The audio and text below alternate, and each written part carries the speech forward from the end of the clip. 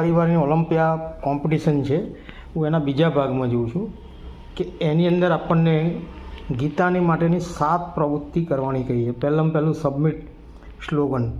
તમે જીવનમાં અને ગીતાને ઉદ્દેશીને 100 સ્લોગન અત્યાર સુધીમાં સિલેક્ટ કરી શકો છો અને એને તમે અહીંયા આપી શકો છો. બીજું સરસ છે કે શ્લોક વિડીયો, મતલબ કે શ્લોક રેસિપ્રેટ કરીને, મતલબ કે શ્લોક કંઠસ્થ કરીને તમારે વિડીયો સબમિટ કરવાના છે. અને એવા તમે 100 વિડીયો સબમિટ કરો છો તો ખરેખર તમે 100 વિડીયો સબમિટ કરો તો તમારા શ્લોકો કેટલા સરસ થઈ જાય.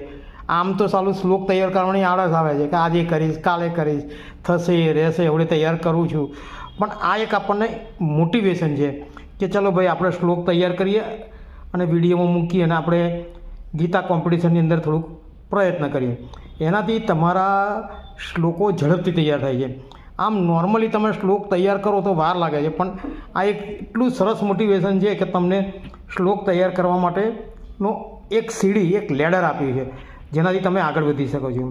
હવે ત્રીજી પ્રવૃત્તિ આપી છે કે લાઈફ ચેલેન્જિંગ ડેઇલી. તમારા દિવસની અંદર તમે ચુનૌતી કઈ રીતે સ્વીકારી શકો છો એવા ચુનૌતીવાળા તમારે વાક્યો આપવાના છે. જીવન ચુનૌતીથી જ ભરેલું છે. સ્વામી વિવેકાનંદ એના માટે બહુ સરસ વસ્તુ કહી છે કે જીવનમાં દરરોજ એક સમસ્યા તો આવી જ જોઈએ. સ્વામી વિવેકાનંદ મને એવું કેમ કહ્યું કે એક જ સમસ્યા આવી જાય? એનું કારણ છે કે તમારી પાસે માનો કે એક જ દિવસની અંદર 20 સમસ્યા એકસાથે આવે તો તમે ગભરાઈ જાઓ અને એક પણ સમસ્યા તમે સોલ્વ ના કરી શકો. પણ રોજ એક સમસ્યા સોલ્વ કરી હોય તો 20 સમસ્યાનો પણ તમે નિયમિત અભ્યાસ કરી અને ધીરે ધીરે 20 સમસ્યા પણ સોલ્વ કરી શકો. ગભરાવો નહીં, ધીરજ, શાંતિ, પ્રયત્ન કરી અને એનો નિરાકરણ લાવી શકો.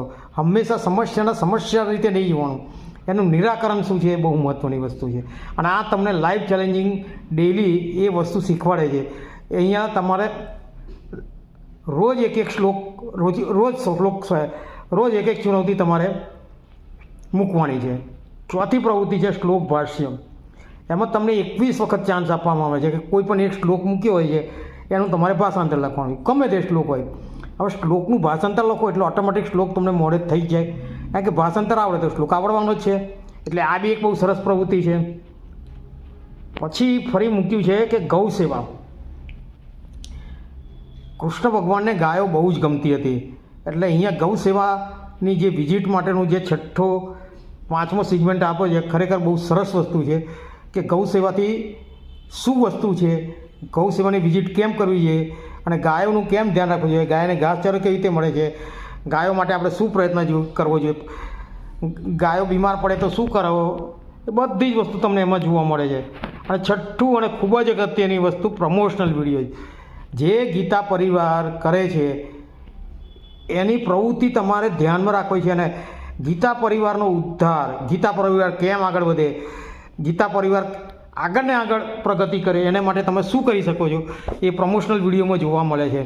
અને ગીતાના 7.3માં બહુ સરસ વસ્તુ કહી છે, મનુષ્યાનામ સહસ્રેષુ કશ્ચિત વ્યતતિ સિદ્ધયે યતતામપી સિદ્ધાનામ કશ્ચિન મા વેતિ તત્વતઃ.